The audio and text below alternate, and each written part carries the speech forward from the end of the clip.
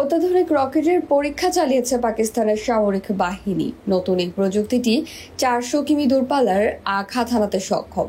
আধুনিক এই রকেটের নাম ফাতাহ-2।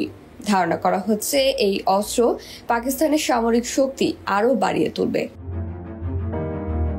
পাকিস্তানের সেনাপ্রধান, 3 বাহিনীর ঊর্ধ্বতন কর্মকর্তা এবং বিজ্ঞানী ও প্রকৌশলীরা এই রকেট সিস্টেমের পরীক্ষামূলক উৎক্ষেপণ প্রত্যক্ষ করেন। গাইডেন্স সিস্টেম এই রকেটটিকে নির্ভুল অস্ত্র হিসাবে সামনে এনেছে। এর ট্রাজেক্টরি মোড এবং টার্মিনাল গাইডেন্স প্রযুক্তির ফলে এই রকেটটি শত্রুর অ্যান্টি ব্যালিস্টিক মিসাইল সিস্টেমেও এড়াতে সক্ষম। ফাতাহ-2 পাকিস্তানের আর্টিলারি ডিভিশনের মোতায়েন করা হয়েছে।